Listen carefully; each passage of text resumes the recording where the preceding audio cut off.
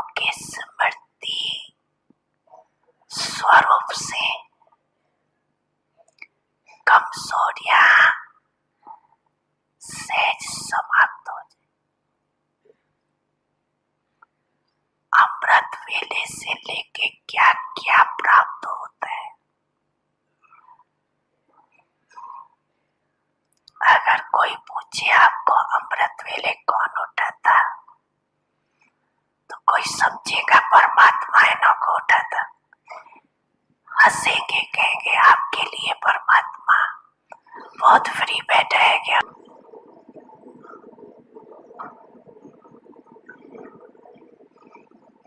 बढ़ाने के लिए भी फ्री है, उठाने के लिए भी फ्री है। तो फलक से कहते हो ना, ये है ही हमारे लिए।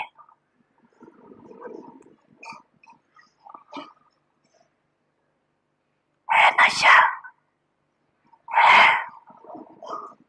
थोड़ा थोड़ा है, बहुत है। अच्छा।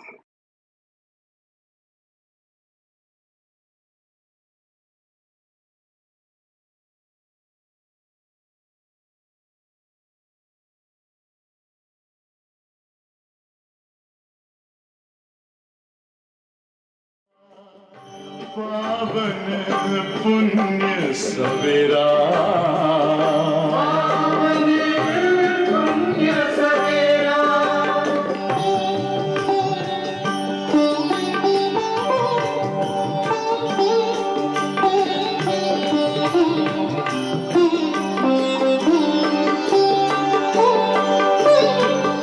तुम हो कौन, कहाँ से आए, अपने आप को जानो। राजयोग के द्वारा अपना परम पिता पहचानो। इसी राजपथ पर चलकर तुम पालो अपना बसेरा।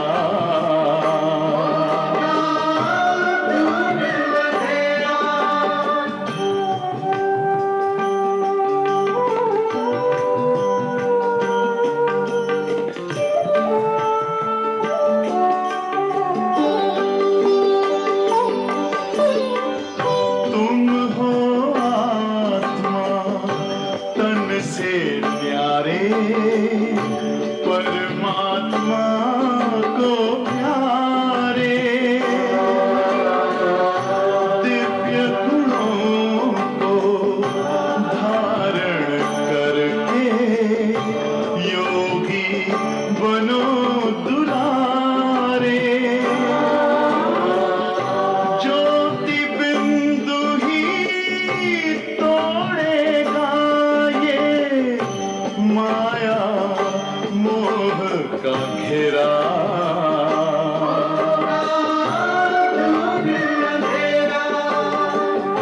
अंतर मन में ज्योति जगा लो, होगा दूर अंधेरा।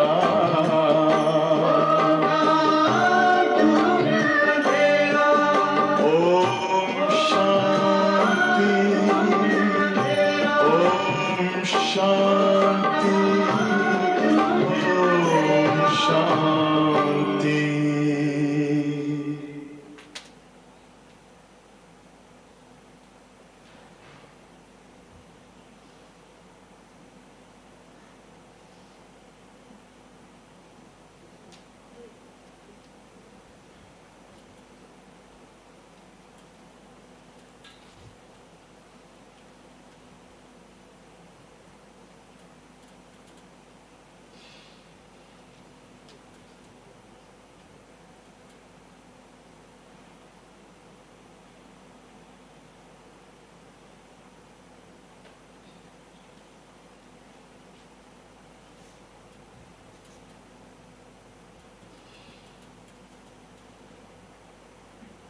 तो यार यादगार है जिस दिन मिले।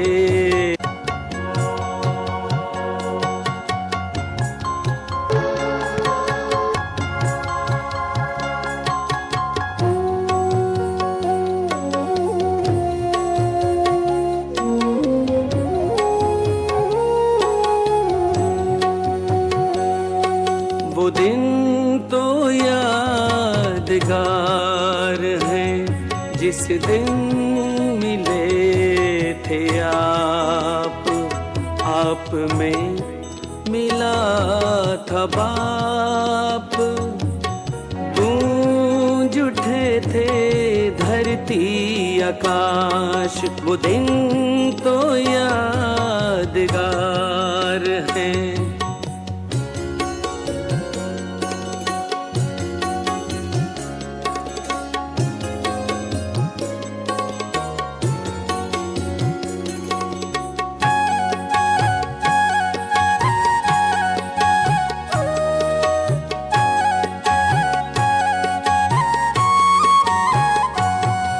वो संगम युग का पहला संगम, मिट गए थे सब दर्दो गम।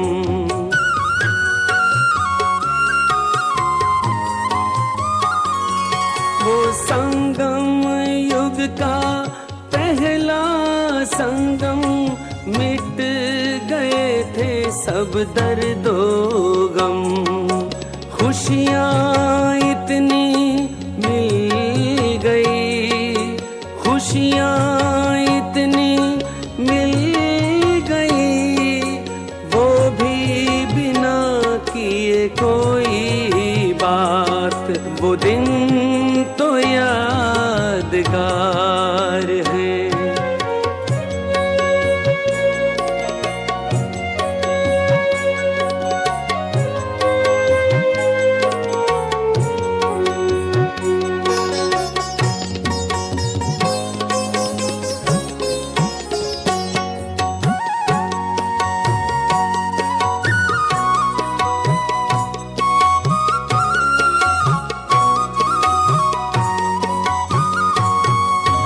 आज भी ऐसा लग रहा आप हमारे साथ हो।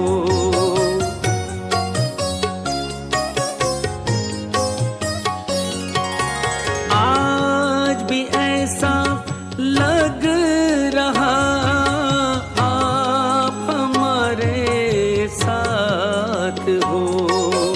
दूर वतन से दे रहे, दूर वतन से दे रहे, हमको तो वही साकाश हो।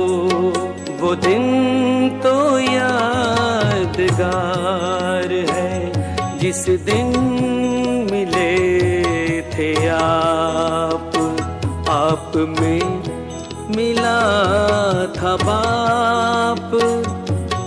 गूंज उठे थे धरती आकाश, वो दिन तो यादगार है। वो दिन तो यादगार है। वो दिन तो यादगार है।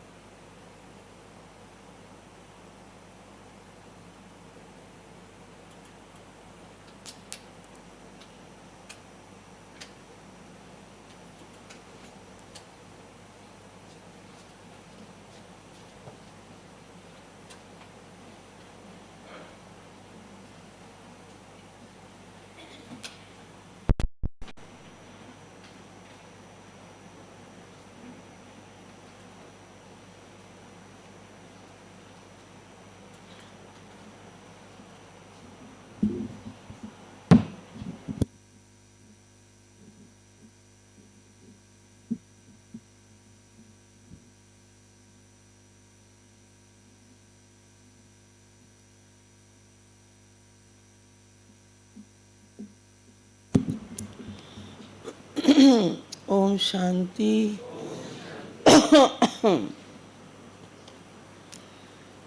तो हम सभी बाबा के ब्राह्मण बच्चे देखने में तो साधारण हैं, बाबा कहते, लेकिन भाग्य कितना ऊंचा है, क्योंकि रोज़ हमें भगवान टीचर के रूप में पढ़ाते हैं। ये पढ़ाई किसी को मिल नहीं सकती, क्योंकि शिव बाबा है ज्ञान का सागर। तभी कहते लाख गहरा है सागर तो क्या, ज्ञान से कुछ भी गहरा नहीं है। आज दिल्ली जैसे शहर में किसी के बच्चे को अच्छा स्कूल मिल जाए तो क्या कहते हैं, मेरे बच्चे का भाग्य बड़ा अच्छा है, इतने अच्छे स्कूल में उसको एडमिशन मिल गया, ऐसे ना। और हम सबका भाग्य कितना अच्छा है, जहाँ भगवान पढ़ाते हैं वहाँ हमको बुला करके दाखिल किया जाता है ना। हमें मेहनत नहीं करनी है, लेकिन वो ढूंढ लेता है अपने बच्चों को और दाखिला दे देता है, बिना फीस के दाखिला है यहाँ पर। तो बाबा की मुरली सुनते हैं रोज़। बाबा हम बच्चों की अवस्था को अच्छा बनाने के लिए, हमारी स्थिति को पावरफुल बनाने के लिए नित्य नई पॉइंट्स देते हैं। अगर हम गहराई से मुरली को सुने देखें तो कोई ना कोई नई बात होती है ज़रूर, और कभी कोई सवाल उठता भी है मन के अंदर तो दूसरे दिन मुरली में उसका जवाब होता है। क्योंकि बाबा कहते हैं ना, संकल्प पीछे करते हो और वो मेरे पास पहले ही पहुंच जाता है। तो बाबा के शब्दों में मुरली सुनते हैं। आज की मुरली 9 तारीख की है, रिवाइज कोर्स की। तो बाबा कहते मीठे बच्चे, कौन से बच्चे हैं? मीठे। शिव बाबा निष्काम नंबर 1 ट्रस्टी है, उसे तुम अपना पुराना बैग बगेज ट्रांसफ़र कर दो तो सतयुग में तुम्हें सब नया मिल जाएगा। सुना? मतलब वो किसी भी आत्मा के पाई पैसे को इधर से उधर नहीं, पूरा हिसाब करके कई गुना एक्स्ट्रा करके उनको देते हैं। तभी कहा ना कि पुराना बैग बगेज ट्रांसफ़र कर दो तो सतयुग में तुम्हें सब नया मिल जाएगा। फिर बाबा पूछते हैं कि बाप को किन बच्चों की हर प्रकार से संभाल करनी पड़ती है। तो ना, भक्ति में तो लोग कहते रहते भगवान तो हमारे को देखता ही नहीं, सुनता ही नहीं, और बाबा यहाँ कहते हैं मैं बच्चों की संभाल करता हूँ। तो सुनो आप, किन बच्चों की संभाल करते हैं? जो निश्चय बुद्धि बन अपना पूरा समाचार बाप को देते हैं, बाप से हर कदम पर डायरेक्शन लेते हैं। तो ऐसे बच्चों का बाप को बहुत ख्याल रहता है। कैसे बच्चों का? जो बाबा से हर बात पूछते हैं। बाबा कहते मीठे बच्चे, कभी भी श्रीमत में संशय नहीं आना चाहिए।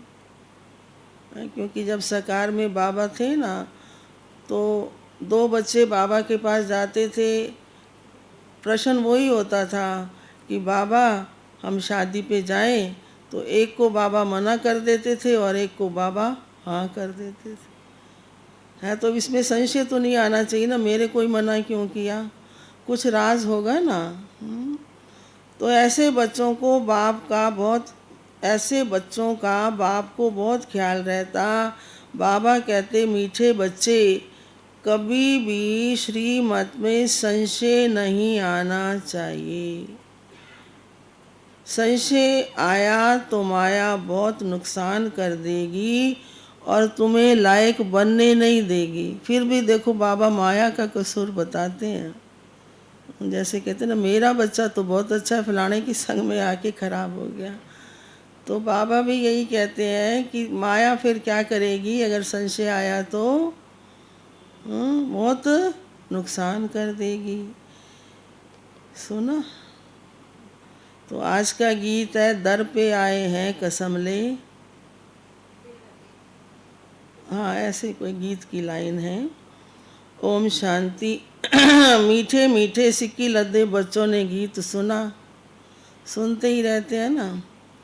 तो बच्चे उनको कहते जो बाप के बनते हैं।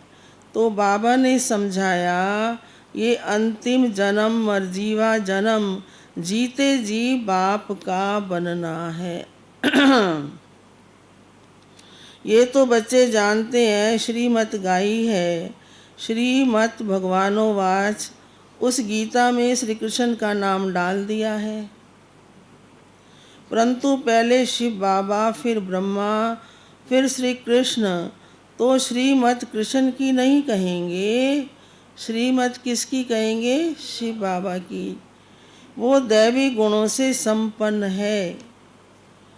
श्री कृष्ण जो है वो दैवी गुणों से संपन्न है और बाबा सागर है। किसी भी देहधारी मनुष्य को पतित पावन नहीं कहते। पतितों को पावन बनाने वाला कौन है? एक बाप है, जिसकी श्रीमत पर तुम चल रहे हो। निराकार परमात्मा सभी धर्म वालों का पिता है ना। गुरु नानक ने भी एक ओंकार कह के याद किया। क्राइस्ट ने भी कहा गॉड इज वन। राम ने भी एक को याद किया। श्री कृष्ण ने भी गोपेश्वर के मंदिर में शिव की ही आराधना की।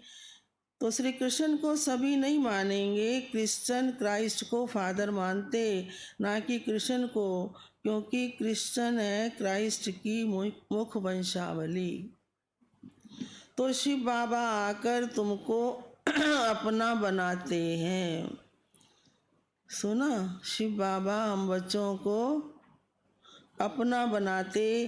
कहते हैं सिर हथेली पर रखकर बाप का बने हैं, उनके डायरेक्शन पर चलने के लिए। बच्चों को उन्हें मत देने की दरकार नहीं, वो खुद मत देने वाला है। ऐसे नहीं ये क्यों कहते, नहीं ये तो सब बच्चे हैं, शिव बाबा नामी ग्रामी है। वो जो मत देंगे, जो कुछ करेंगे राइट करेंगे। शिव बाबा जो कहेंगे या जो करेंगे वो राइट करेंगे। भगवान को तो मत देने की आवश्यकता नहीं है ना। इस ब्रह्मा से जो कुछ कराएंगे वो राइट ही होगा, क्योंकि करन करावनहार भगवान है। उनको भी ये मत देते ये करो। तुम्हारा कनेक्शन है, हम सबका कनेक्शन शिव बाबा से है। तो अब देखो बाबा ने एकदम यहाँ लाइन बदली। बाबा कहते कोई का भी अवगुण नहीं देखना है। सुना, तभी कहते ना बुरा जो देखन मैं चला, बुरा न मिलया कोई, जो दिल खोजूं अपना, मुझसे बुरा न कोई। तो कौन सी शिक्षा मिल रही है आज हमको? किसी का भी अवगुण नहीं देखना, श्रीमत पर चलना है। शिव बाबा तो निराकार है, साक्षी है। उनका यहाँ घर है नहीं। तुम यहाँ पराए घर में रहते हो। ये दुनिया हमारी नहीं है ना। रावण का राज्य है तो पराया घर है। फिर स्वर्ग में जाकर अपने घर में रहेंगे। तो शिव बाबा कहते हैं मैं तो नहीं रहूँगा। हम जब स्वर्ग में होंगे तो बाबा कहाँ होंगे? परम धाम। मैं तो संगम पर थोड़े टाइम के लिए आता हूँ। सुना, मुरली चलाते चलाते बाबा कई ऐसी बातें बता जाते हैं जो हम कभी सोच भी नहीं सकते। तो तुम हो, हम कौन है? सच्चे सच्चे रूहानी सेल्वेशन आर्मी। सुप्रीम बाप डायरेक्शन दे रहे हैं। हूबहू कल्प पहले माफिक, कल्प पहले जो डायरेक्शन दिए होंगे वही तो देंगे। दिन रात गूहे ते गूहे बातें सुनाते रहते हैं। नया तो कोई समझ भी ना सके हैं। कोई नया आता है तो यहाँ का क्या सिस्टम है, उनको 7 दिन अलग बैठ करके सारी यहाँ का हिसाब जो भी नॉलेज है वो बताते हैं।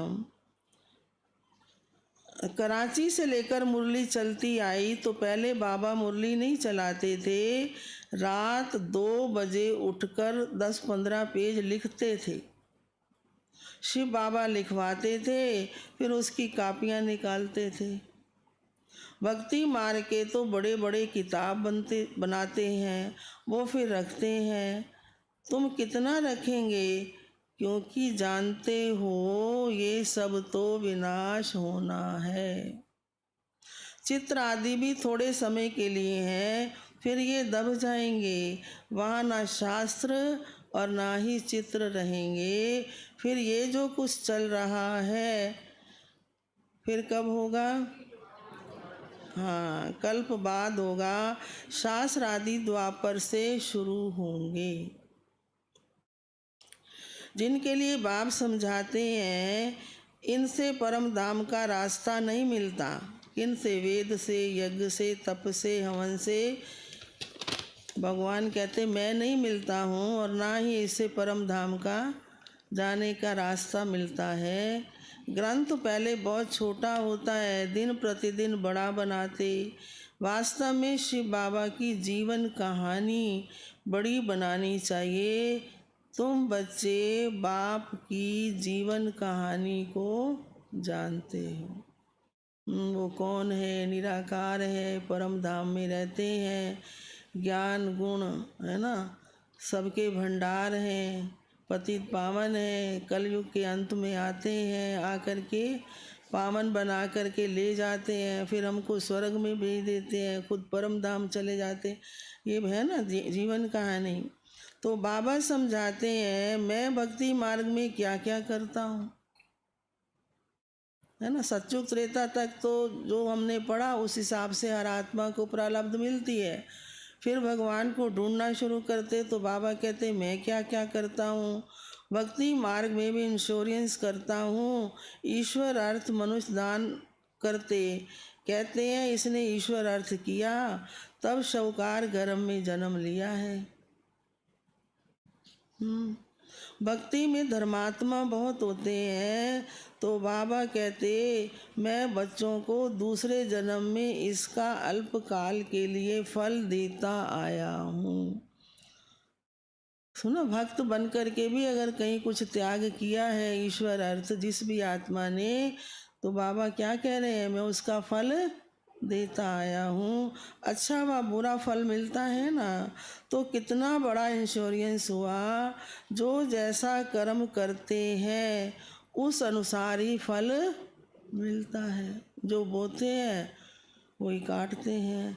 माया उल्टा कर्म कराती है जिसमें तुम दुख पाते हो। अब मैं तुमको ऐसे कर्म सिखाता हूँ जो कभी दुख नहीं होगा,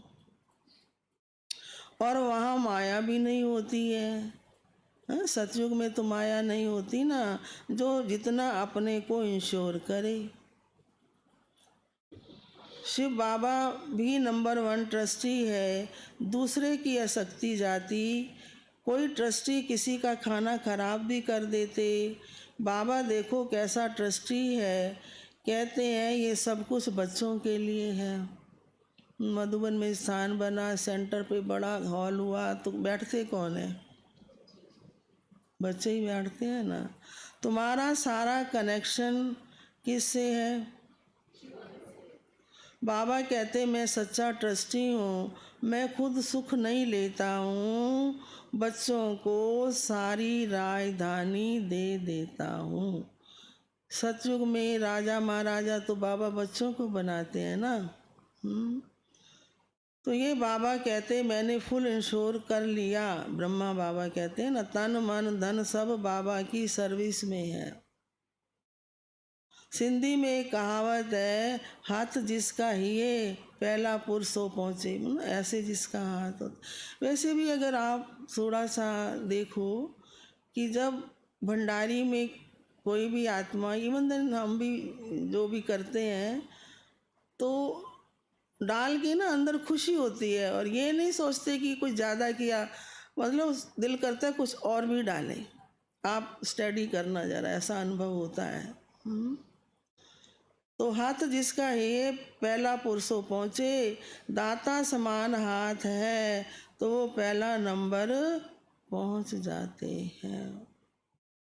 दो मुट्ठी देते हैं तो महल मिलते हैं, है ना। ऐसे हमने कई देखे साधारण सी आत्माएं, यथा योग यथा शक्ति जितना उनसे बना, उन्होंने आवश्यकता के समय बाबा के कार्य में सहयोग दिया तो आज वो मालो माल है।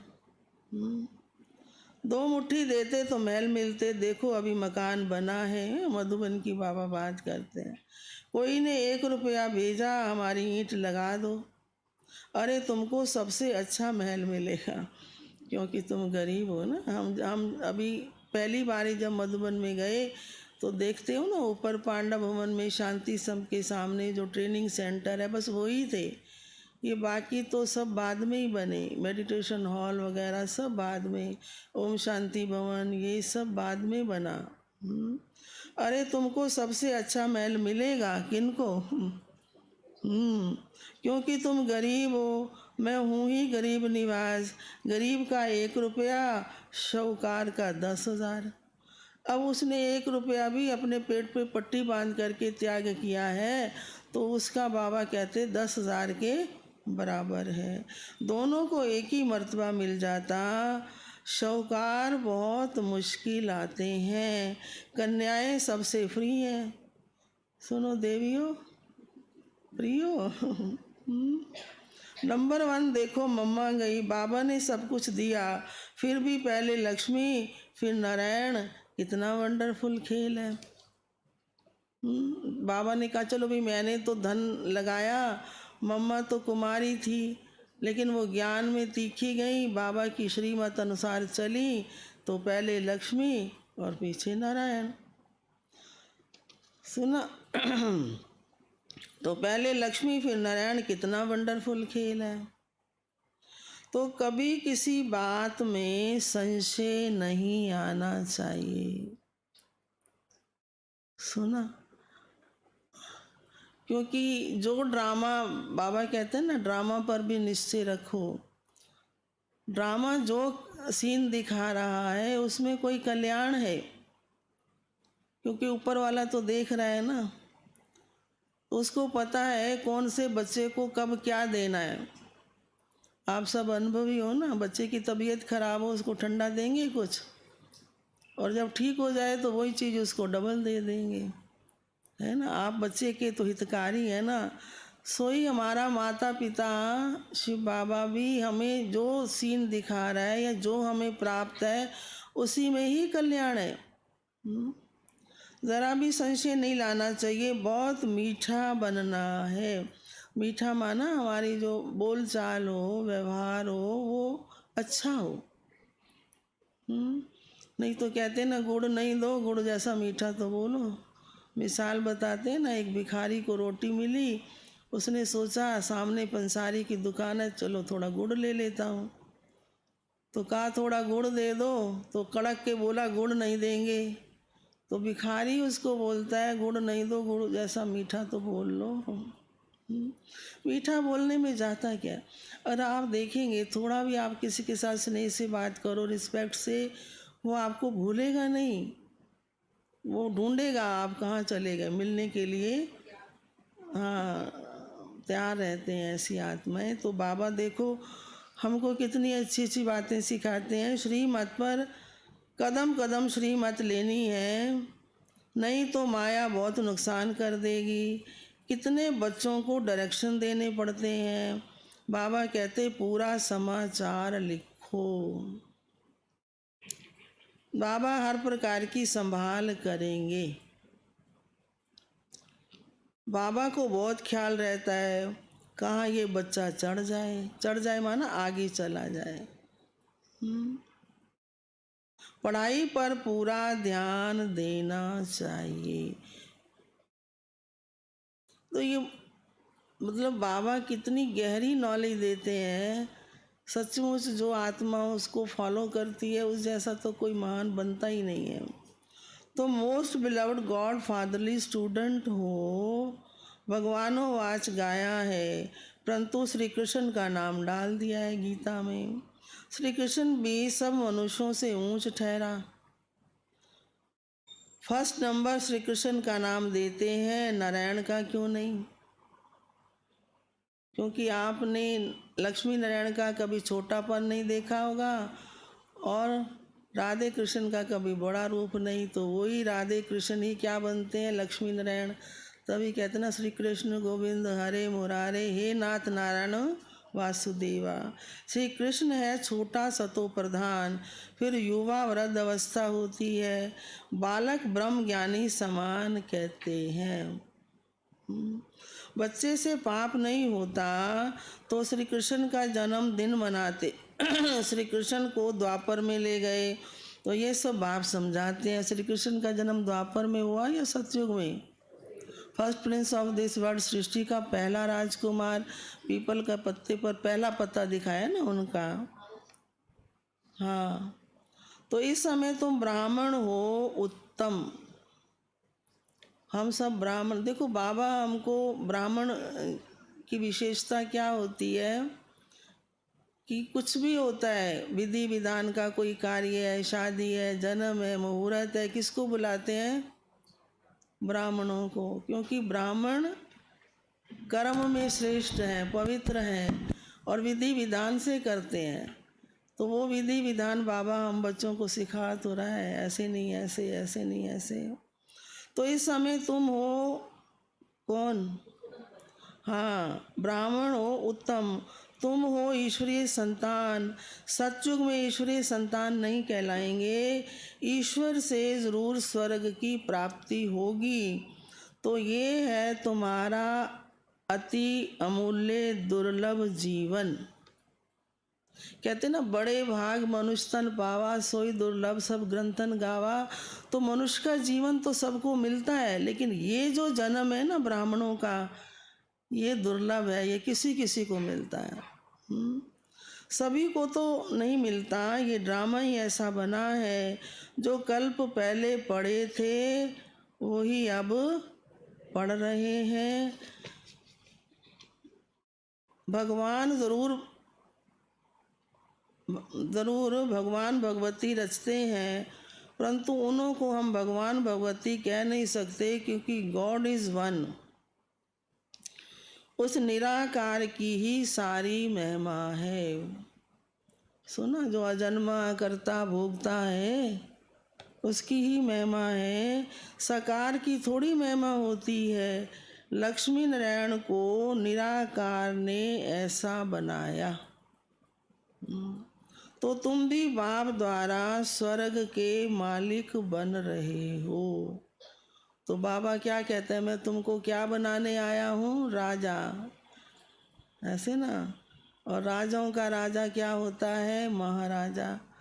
अब महाराजा तो बाबा बना रहे हैं, लेकिन अब हमें राज संभाल सकें उसके लिए पढ़ा भी रहे हैं।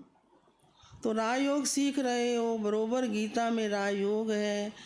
जब राजाई स्थापन हुई थी तो उस समय विनाश भी हुआ था। तो अभी है संगम, कलयुग का अंत है और सतयुग की आदि है। शिव बाबा आते हैं तो खेल पूरा करते हैं। वैसे भी आप देखेंगे, जब खेल पूरा होता है ना, नाटक पूरा होता है, तो सभी एक्टर्स स्टेज पर आ जाते हैं। तो अभी देखते ही देखते क्या हालत हो गई संसार की, पैर रखने की जगह ही नहीं है। तो सारे एक्टर धीरे धीरे धीरे धीरे सृष्टि रूपी रंगमंच पर पहुंच चुके हैं। तो अब खेल फिर से दोबारा शुरू होगा। फिर कृष्ण का जन्म होता है, शिव बाबा आते, खेल पूरा करते, और फिर क्या होता है? श्री कृष्ण का जन्म। भक्ति मार्ग में बड़े बड़े मंदिर बनाते हैं, तो उन मंदिरों में पद्मों की मलकियत थी, अब तो सब लोप हो गए।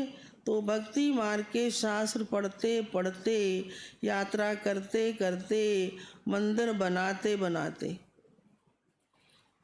सुना, भक्ति मार्ग में शास्त्र भी पढ़े, यात्रा भी की, मंदिर भी बनाए, तो खर्च हो गया। और खर्च करते करते क्या बन पड़े? कंगाल बन गए। तो अभी तुम जैसे मास्टर नॉलेजफुल हो गए हो, तो बाप है ज्ञान का, आनंद का सागर, ब्लिसफुल, दयावान। तो ये सब बाप की महिमा है। बाबा कहते भारत सबसे अच्छा तीर्थ स्थान है, परंतु श्री कृष्ण का नाम डालने से सारा मान खत्म कर दिया। नहीं तो सब शिव के मंदिर में फूल चढ़ाते। सबका सतगति दाता एक है। आधा कल्प तुम प्रारब्ध भोग नीचे आते जाते हो, सबसे तमो प्रधान बनना ही है। क्योंकि जो हम संगम पर पुरुषार्थ करते हैं उसकी प्रारब्ध सतयुग में मिलती है। अब सतयुग में तो कुछ करना नहीं होता, जो जमा किया हुआ है वो बैठ के खाते हैं। तो अंगल अंगल चाटी, नौमन माँ की घाटी, पूरा हो गया, है ना। फिर पुरुषार्थ करो। आधा कल्प तुम प्रारब्ध भोग नीचे आते जाते हो, सबको तमो प्रधान बनना ही है। तो अब बाबा कहते हैं जो बैग बगेज है सब दो, तो तुमको ट्रांसफर कर सतयुग में दे देंगे। हम खुद तो नहीं लेते हैं ना। मनुष्य तो अपने लिए करते, फिर कहते हम निष्काम करते हैं, परंतु निष्काम तो कोई कर नहीं सकता। हर चीज का फल जरूर मिलता है। मैं तो तुम बच्चों को क्या देता हूँ, अविनाशी ज्ञान रतन देता हूँ, और एक एक रतन की कीमत का कोई हिसाब ही नहीं है। तुम्हारे लिए ही वैकुंठ लाता हूँ, तो बच्चों को सार्वेंट्री मानो स्वर्ग की सौगात देता हूँ, तो वो लेने के लायक बनना चाहिए। सुना, सतयुग में हम जाएंगे, राजा महाराजा जो भी बनेंगे, तो वो क्वालिटी हमको अभी अपने जीवन के अंदर लानी है, जो बाबा हमको पढ़ा रहे हैं, सिखा रहे हैं। स्वर्ग का मालिक बनना है, हथेली पर बहिष्ठ मिलता, तो सेकंड में जीवन मुक्ति अथवा सेकंड में बादशाही। दिव्य दृष्टि दाता शिव बाबा है। क्योंकि भक्ति में तो यही कहा ना कि हमें साक्षात्कार कराओ, बस वो देख लेते हैं चेतन में अपने इष्ट को, उनको नज़र आ जाता है तो धन्य धन्य समझ लेते और सोचते हैं हमारी भक्ति पूरी हो गई, भगवान अब खुश है। तो इस प्रकार बाबा की दिव्य दृष्टि दाता शिव बाबा है, सेकंड में वैकुंठ में ले जाते। इस प्रकार शिव बाबा के हाथ में चाबी नहीं है। बाबा कहते मैं तुम बच्चों को रजाई देता हूँ। रजाई माना सत्युग की रजाई। मैं रजाई नहीं करता। फिर तुम जब भक्ति मार्ग में जाएंगे, सुनो, तो तुमको दिव्य दृष्टि से बहलाऊंगा। ध्यान में चले जाएंगे और अच्छा लगेगा। कितनी अच्छी रीति से बाबा समझाते हैं। तो बाबा कल्प कल्प कल्प के संगम पर एक ही बार आते हैं। सुना, जब भक्ति करते थे तो कहते थे हर युग में आते हो भगवान, कल युग में आना भूल गए।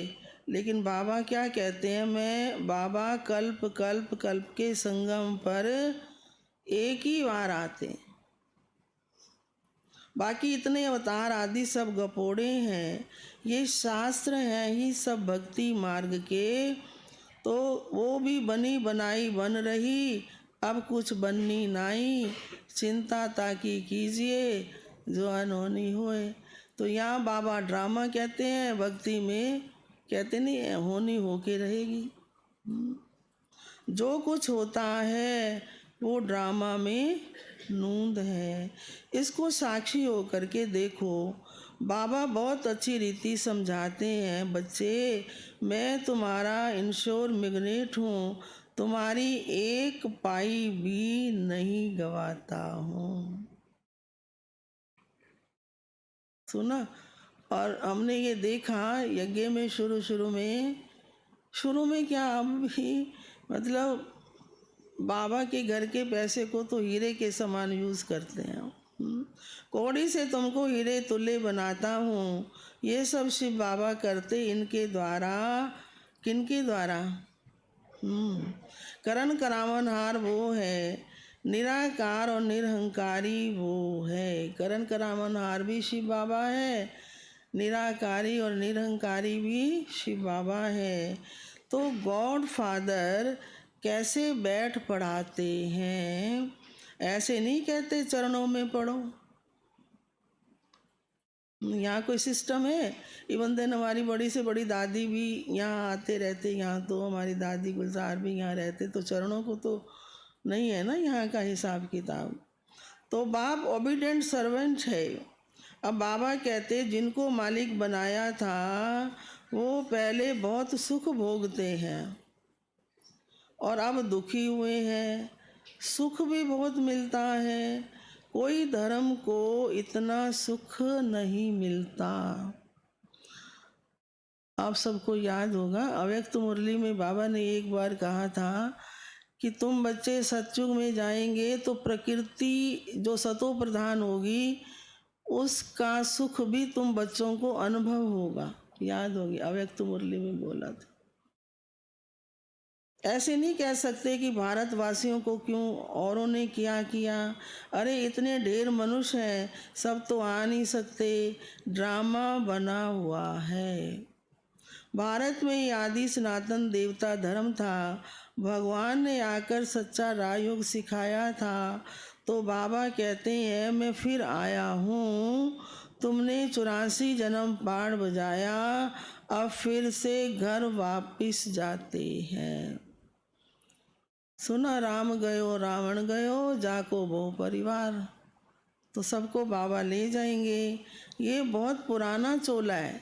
शरीर जो है 84 जन्म लेते लेते पुराना हो गया। सर्प का मिसाल है ना, सन्यासी फिर कहते आत्मा परमात्मा में लीन हो जाती है। वास्तव में आत्मा परमात्मा में लीन तो नहीं होती है ना।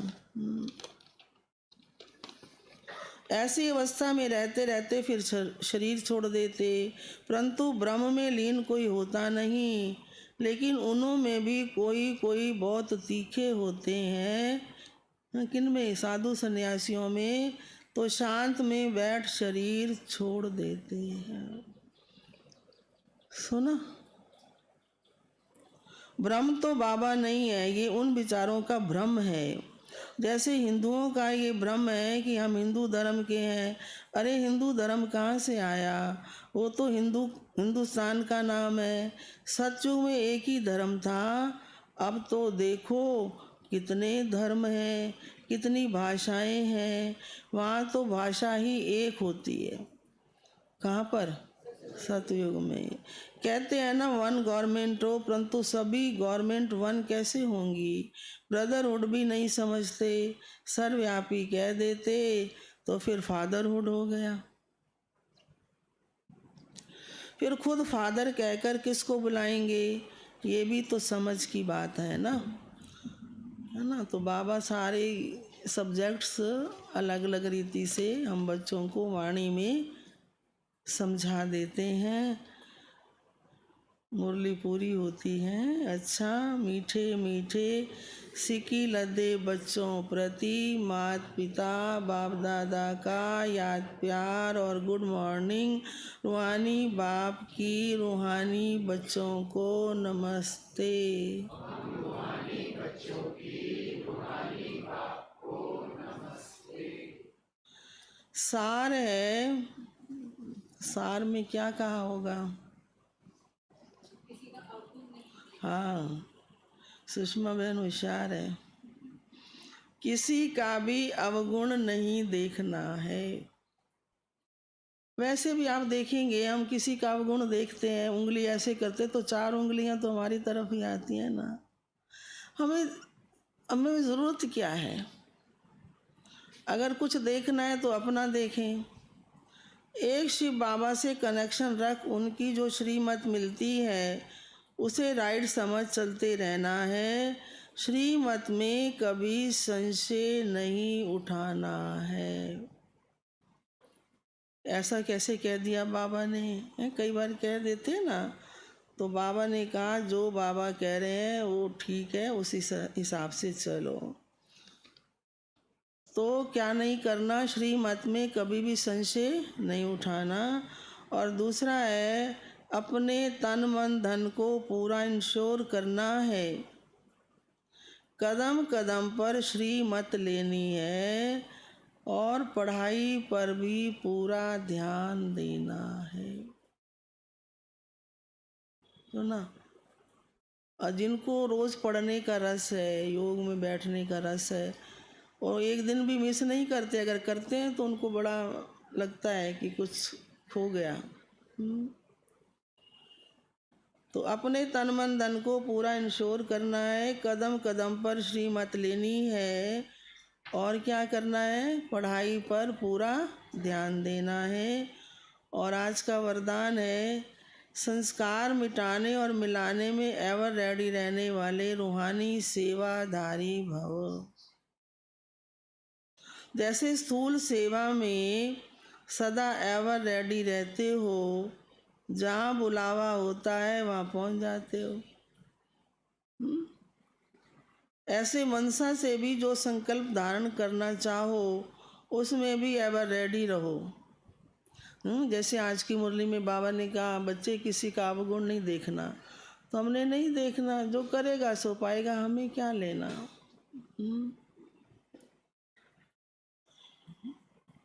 ऐसे मनसा में भी जो संकल्प धारण करना चाहो उसमें भी एवर रेडी रहो, जो सोचो उस समय वो करो। रूहानी सेवादारी बच्चे रूहानी संबंध और संपर्क निभाने में एवर रेडी, उन्हें संस्कार मिटाने व संस्कार मिलाने में टाइम नहीं लगता। जैसे बाप के संस्कार वैसे आपके भी संस्कार हों, ये संस्कार मिलाना बड़े से बड़ी रास है। और स्लोगन है प्योरिटी की रॉयल्टी का अनुभव करना। प्योरिटी क्या है, पवित्रता क्या है, रॉयल्टी बोला ना, प्योरिटी की रॉयल्टी का अनुभव करना। और जो मन वचन कर्म की प्योरिटी बाबा ने हम बच्चों को सिखाई है, वो दुनिया में किसी के पास भी है नहीं। और उस पवित्रता के बल से, बाबा की याद की शक्ति से हम आत्माओं को बाबा ने कितना शक्तिवान बना दिया। कुछ भी हो जाए, बाबा के बच्चे अचल अडोल होकर के चलते ही रहते हैं।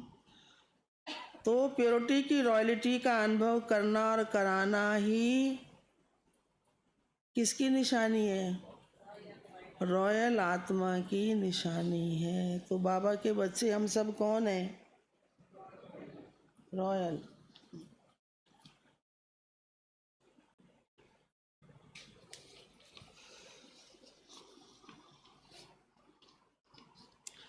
वो होमवर्क है ना जो रोज सुनते हैं। मैं ब्रह्मचारी तो रहता हूँ, पवित्रता का पालन तो करता हूँ, सिर्फ इसमें खुश नहीं हो जाओ। क्योंकि बाबा हमको बहुत ऊंची दृष्टि से देखते हैं ना, और सिर्फ देखते नहीं है, वैसा फिर आगे प्रारब्ध प्राप्त भी कराते हैं। तो मैं ब्रह्मचारी तो रहता हूँ, पवित्रता का पालन तो करता हूँ, सिर्फ इसमें खुश नहीं हो जाओ। अभी दृष्टि वृत्ति की पवित्रता पर और अंडरलाइन करो। दृष्टि वृत्ति, देखो किसी का अवगुण भी तो एक क्या है, यहाँ इम्प्योरिटी है ना।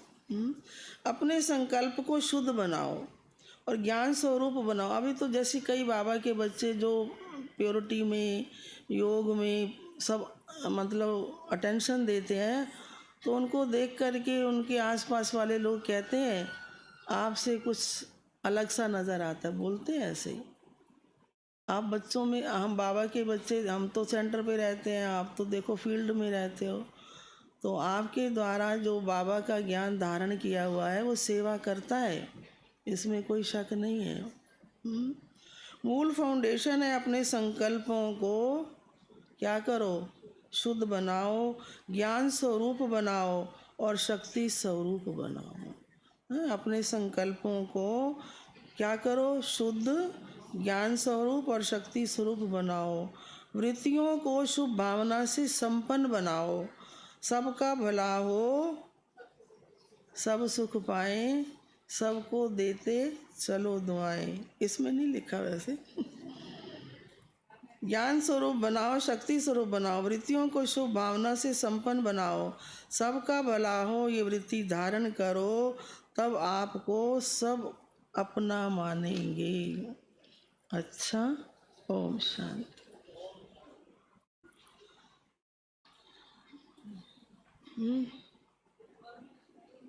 कुछ और क्या सुनाए, कुछ पूछो।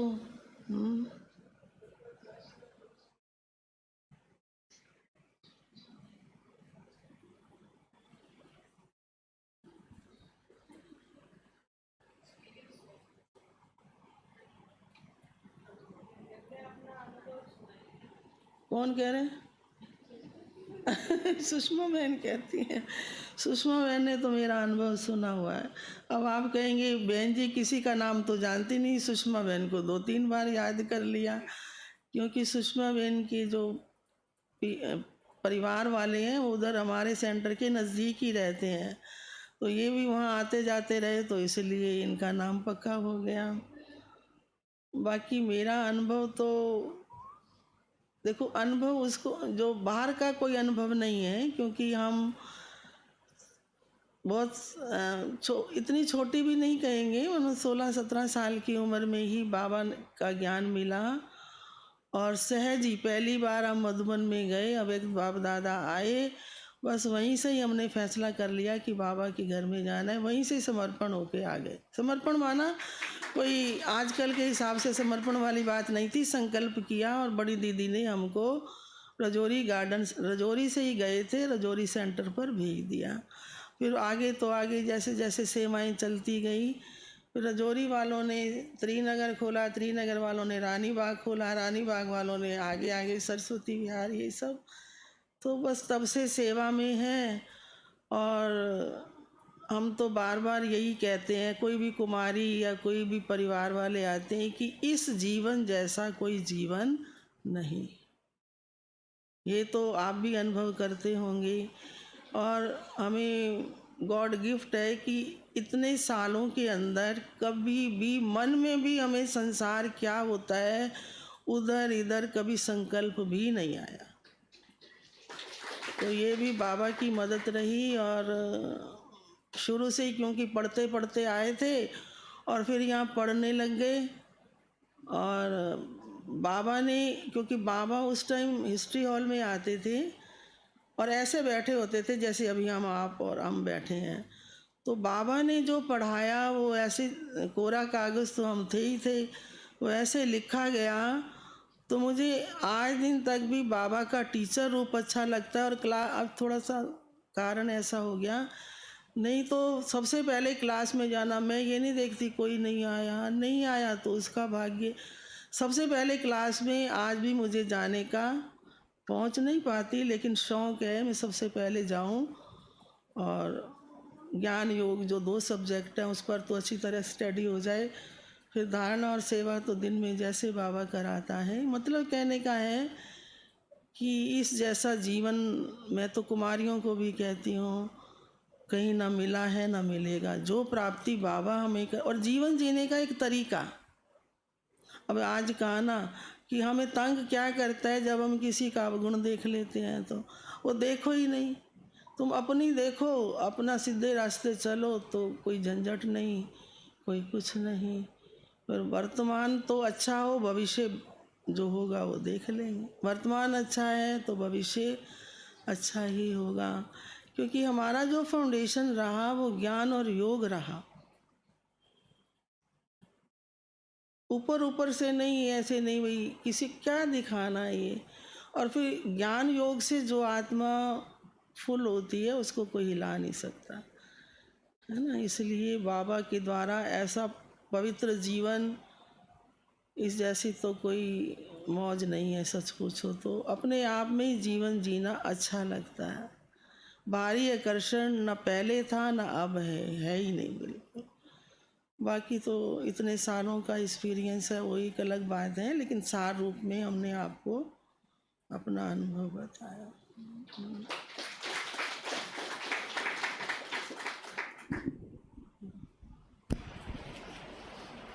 ओम शांति। बहुत बहुत धन्यवाद आदरणीय दीदी जी का। आपने सरला दीदी जी के द्वारा आज बाबा के इतने सुंदर मधुर महावाक्य सुने। जैसे बाबा का नाम गुणवाचक है, शिव का अर्थ होता है कल्याणकारी, ऐसे सरला दीदी जी भी अपने नाम के ही अनुरूप आपने देखा कितने सरल चित्त, शांत चित्त, निर्माण चित्त, उदार चित्त हैं।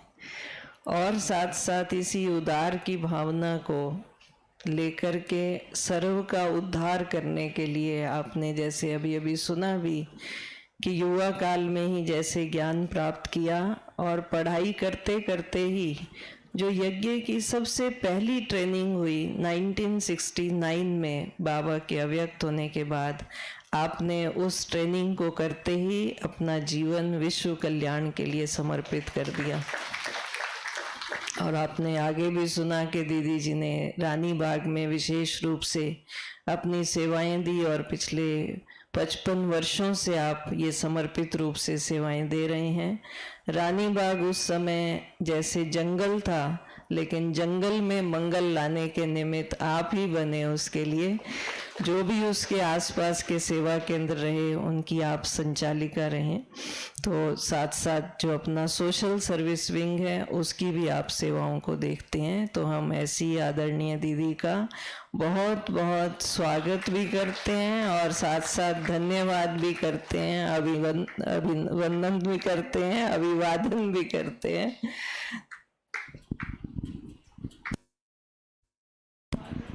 घर वालों का घर में ही स्वागत होता है। जब बहुत दिन के बाद घर वाले आते हैं तो जरूर स्वागत करना एक परंपरा बनती है।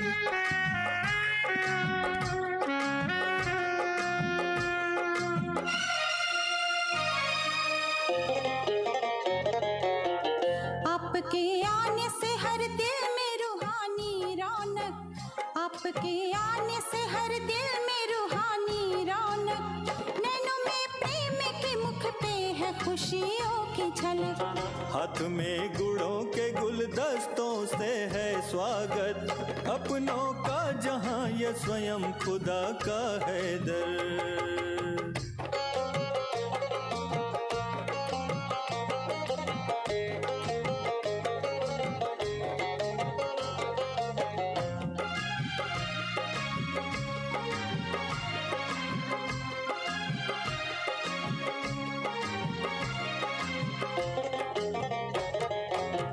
यहाँ की धरती हुई धन्य गा रहा है गगन,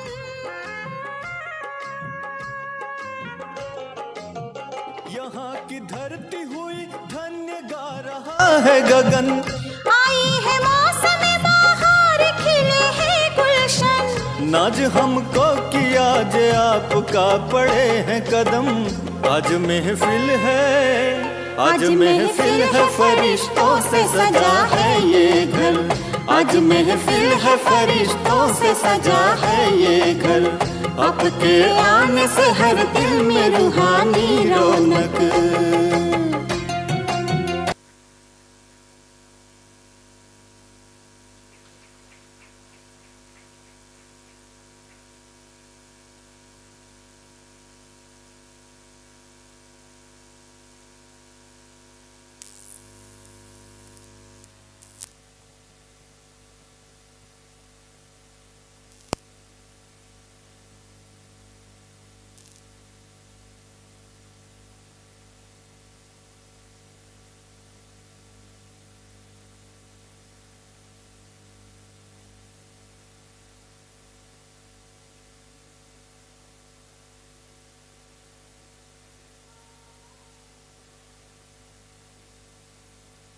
ये चाहता है प्रभु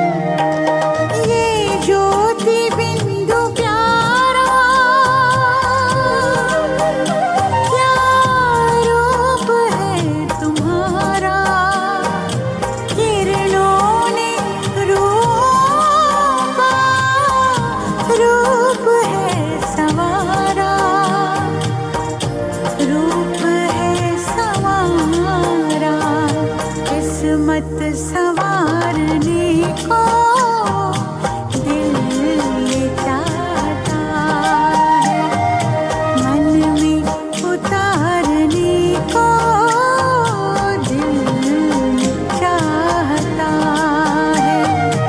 तुम सामने हमारे, तुम साथ में हमारे।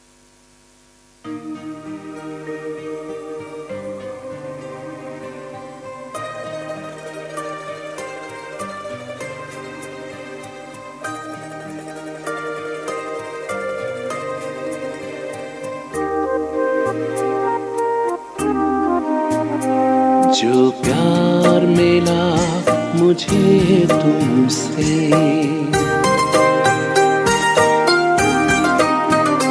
जो प्यार मिला मुझे तुमसे, वर्णन करूं मैं कैसे मुख से।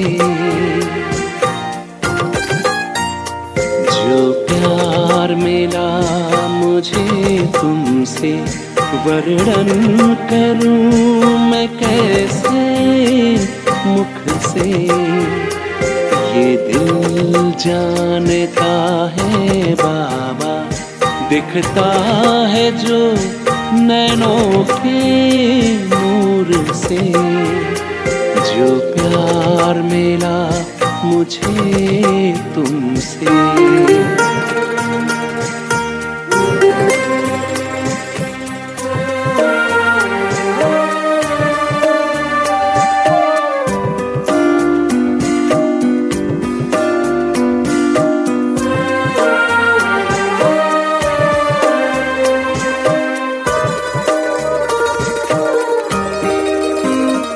मुझको इतना सम्मान दिया, मेरे लाडले कह दुलार दिया।